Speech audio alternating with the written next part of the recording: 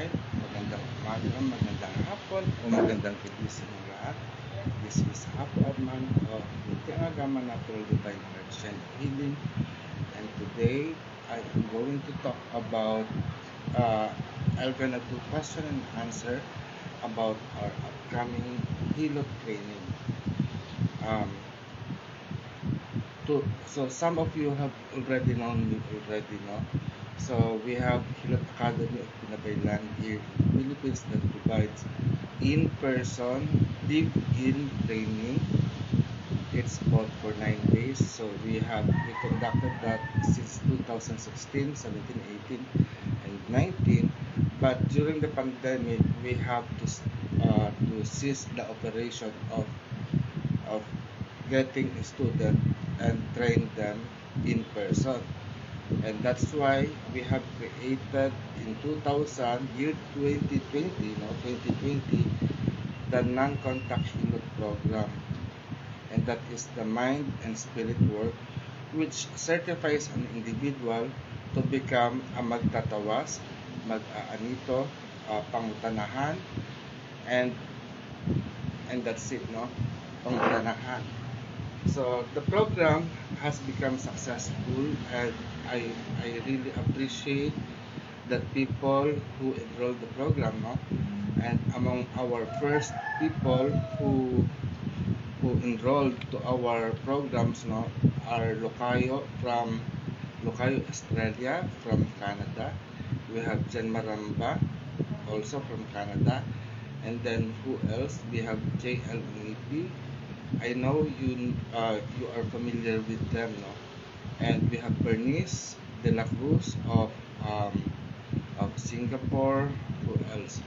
We have Micaela and Dr. Chris Lipat, and si Lawrence Pau, si Aqua Maat, and Jen Belane of California. We have Sammy Wills, si Nikki Garces, si OJ Kat Bagan, April Laila, Desiree, July, no, si Harry, si Nikki also, si Katrina, and even Lola's ako, no, Guy Piper Delgado also have taken our non-contact Hilot. And this year, this coming October, we are going to start our live face-to-face training program, and it will be co-sponsored by Hilot Academy. But we have created different school, because the problem with us right now, no, Hilot Academy doesn't own a property, a school building where we can properly accommodate individual.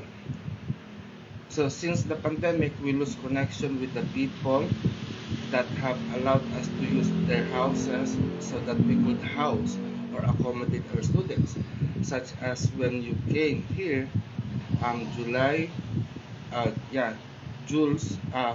July of Hawaii, no?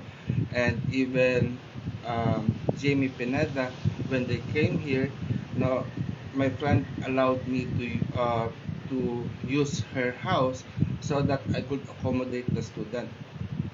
When Kai Bautista arrived, no, we moved again in Tagaytay, no. So it means we don't have any permanent place. Although there are only 3 persons or 3 batches of students that was able to stay here. Although I do not advise that people, no, you can come here, but it is not advised na because it's just a 30 square meter or 25 square meter place. Then we are just outside this. If you can hear, it is already along the way. So tag dito, hi Nikki. So learning here in our place is not suitable, and then at the same time the environment, no, is very probinsya, because the other room is occupied by chickens, no. So this is a farm, no? Though that is the reason why I say yes.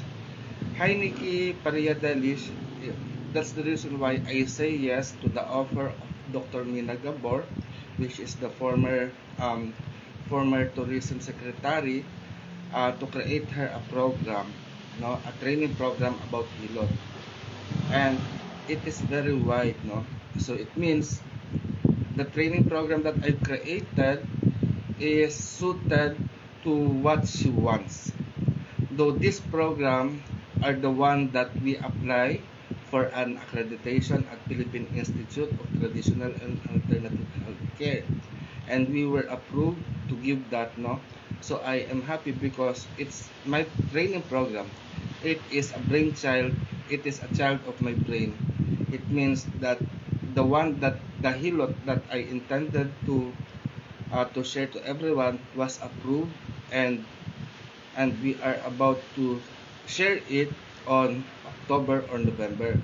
So with regards to the question of coming here in the Philippines, no, um, it means when we start on October, all year round, it will be available. At least I am confident when you come here to the Philippines, I have an exact place where I could dwell you or accommodate you, no? So it is located in Silang, Cavite. So when you ask about the training program, because before I got a 9 days training course, no, that is the Hilot ng Agamang Binabaylan, and it is a complete course of Hilot where you can learn tawas, you can learn the uh, masahe, the dagdagay, the bentusa, and so on and so forth, no. The entire Hilot was compressed on that 9 days. Though as time goes by, no, I study the training program, and we have produced the Hilot ng Agamang Binabaylan module or book, no, and my early students such as Perma Sapanta, I know she have my book and she carry it with her, and so as the rest of the others, that came here have my book. Um, as I noticed, no, parang as time goes by, outdated na siya. So we created a new modules, and that is we intend to create this first part, what you have taken online, which is the mind and spirit work. Then the second part will be the manggagamot, which is the technical manual healing method. And on the third part, or the third on the third book or training program that I am creating is the Mananambal course, which focus on herbalism. Though some of you, if you go to my Buy Me a Coffee no website, which is Filipino Magic, no, there is an extra or a shop there where you can avail the first book about herbalism that I have written, no. Actually, it's a compilation of recipe of procedures and principles that I have learned from the School of Alternative Medicine, and it is available at buymeacoffee.com/Filipino Magic, no. So there, what I have shared is the procedures of processing herbs in making tincture, oil, salves, etc., etc., no. But what I intended to share on teaching, no, is more deeper than that, because that is what I have done in a book. The first book that I have write about herbalism is the herbal processing. But what I want to share is how our ancestors know that this medicine is for this illness, and then at the same time, no, what are other use of herbal medicine. So do the herbal medicine are just plants to be eaten, or plants to drink, or whatever, no. So we will explore the different aspect of herbal medicine, on how our ancestor used the herbs in treating illnesses. And on the manggagamot course, we have clearly specified, no, specified na what are the different types of illnesses that we heal. As manghihilot, I have said, no, our scope of authority or power, no, we heal pilay. we heal pilay of the people. Um, we heal pilay of the people, which is the traditional illness. No. So from the modern illness, we have to compare or determine what is the cause of their illnesses and see from pilay if that is pilay, because pilay, no, di ba meron siyang four aspect: pilay ipit, pilay bale, pilay lamig, and pilay hangin. And from that, we can determine from the element of pilay if a certain illness can be healed by hilot. So as the nausog, nabati, at nakulam, no? We know that hilot does not only heal the physical aspect, but also the spiritual aspect. And what else? With regards to training fee, okay, with regards to our class, no, at HPDC or Hilot Pilipinas Development Center, um, we I have created 6 training programs, no.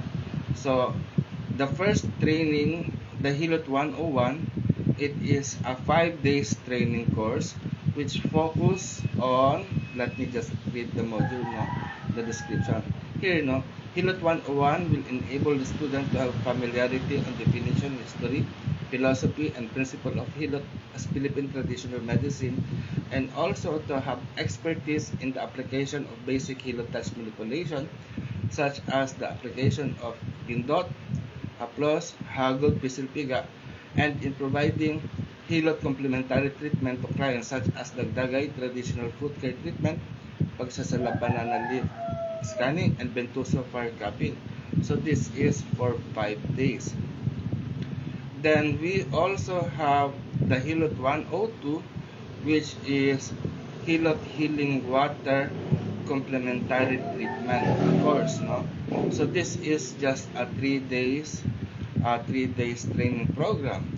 And in my website, I recommend that you will, since you will come here in the Philippines, so you take either 2 to 3 courses, no? So our Hilot 102 is a complementary treatment course that aims to enhance the knowledge, skills, and attitude of our student that will enable them to provide preventive Hilot care treatment and promote optimum health and wellness of the client patient through Hilot banyos, herbal exfoliation, pagbabalot, suog, and luog palina.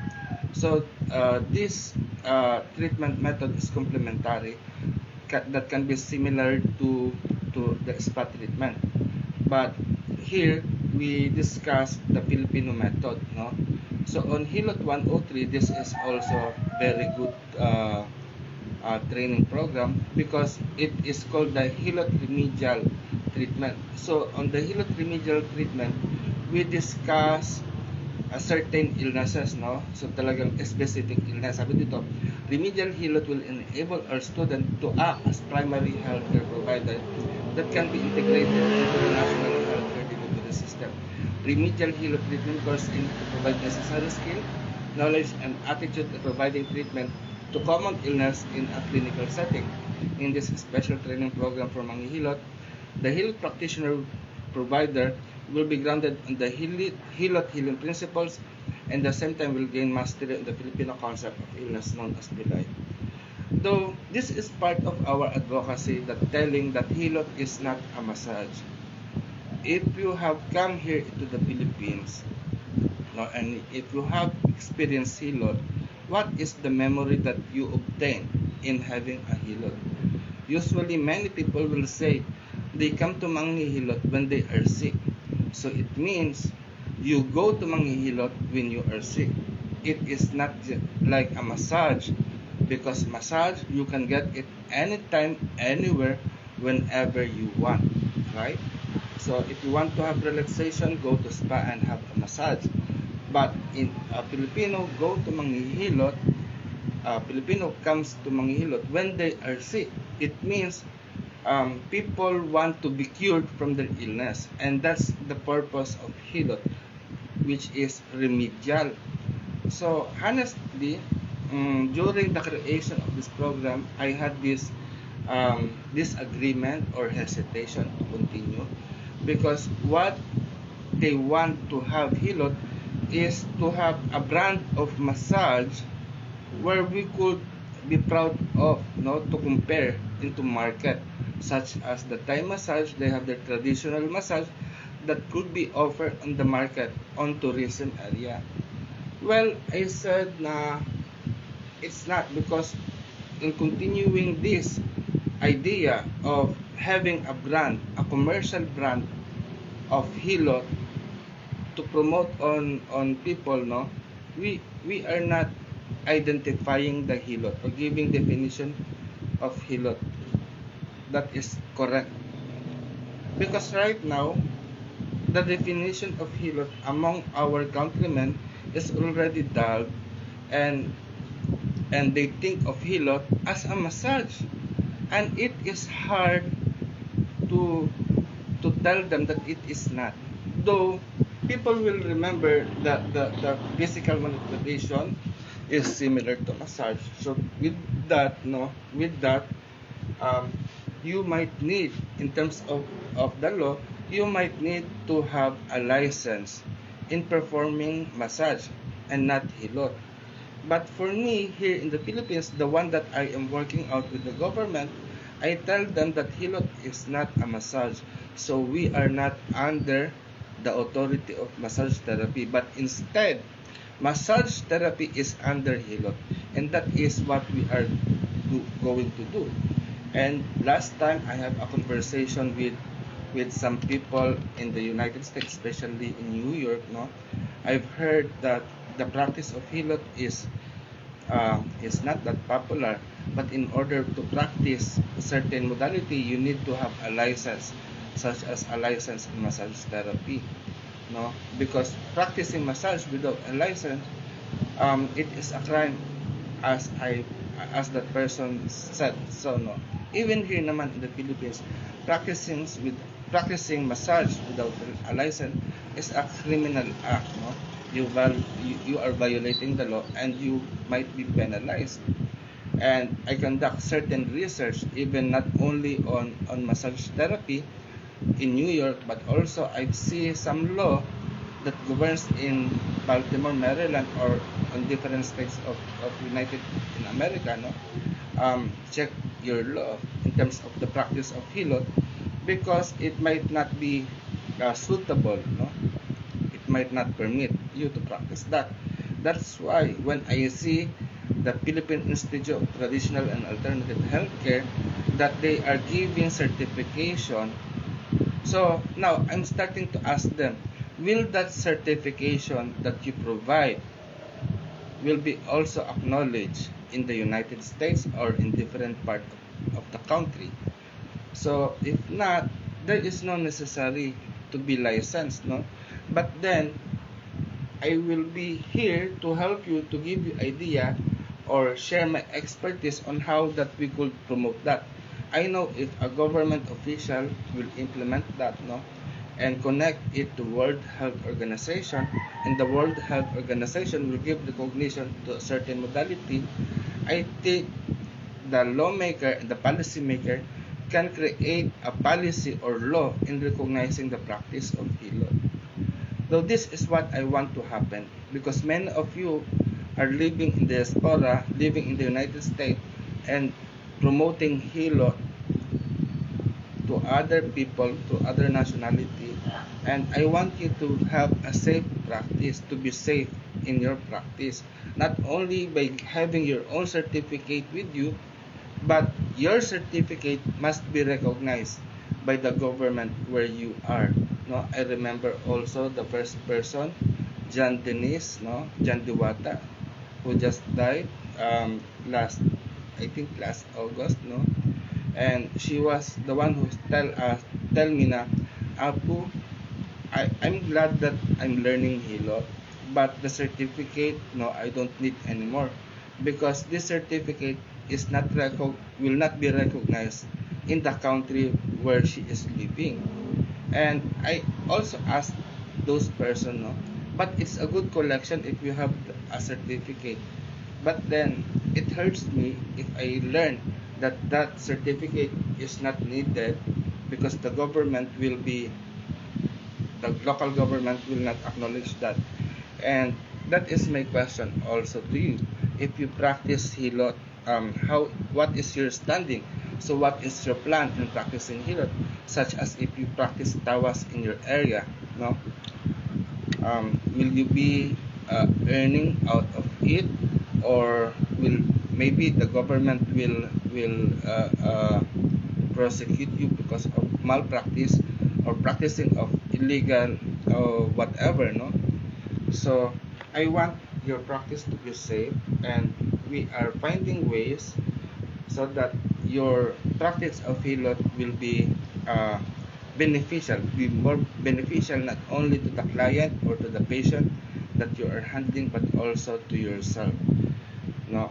So aside from Hilot 103, which is the remedial Hilot treatment, no, we have also Hilot 104, which discuss on health evaluation, Hilot health evaluation. So on non-contact Hilot, that is spiritual diagnosis. So the Hilot 104 discusses, it is a 3-day program, no?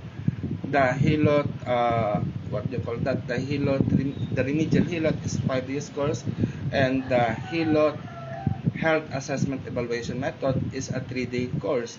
So on this 3 days course of Hilot, now on health assessment, we discussed the non-spiritual. So this is more on the physical method of how to determine, how we assess the person of their illness. No, so when a patient come to you, I said I need Hilot. Will you just give Hilot? I think no. We have to evaluate the person's status, no, so that we can know where to focus our Hilot. If in massage, if people want to have a massage, you have to massage the whole body. But in Hilot, we don't do that, no. We treat only the part that is being complained, and we have to determine first to make an Hilot assessment and evaluation if that person really needs to have a massage. Then aside from Hilot 105, now we have a business entrepreneurship program for Hilot, and then Hilot 106 will be the trainer's training. So we are going to train Hilot to become a trainer so that we could multiply, no? Because it's so hard naman if I'm always the one that is going to teach. So in Hilot Philippines Development Center, we are going to certify and accredit Hilot trainers, not only here in the Philippines, but also in the US. And I really hope that this program of this accreditation program or certification program that we are providing will really be acknowledged in your area. Do you have any questions? Thank you for our one viewer, and I see at Maleg, I am the Twitch girl. Pariadelif, the colonizer PH have joined me in this live session. So I think after I end this live now, it will have a replay. So if you have questions, just comment down below, and thank you very much for your time. It's rainy outside, so I have to start my work. It's 9:24 a.m. So maraming salamat. Mayari na. Pag-asatin. Paalam. Paano natin siya paano natin siya yung X pala. So paalam na, nakita ko na sa X. Nakita ko na daw sa X. No, I have a present. I will not go to X, but need to say goodbye. Bye bye.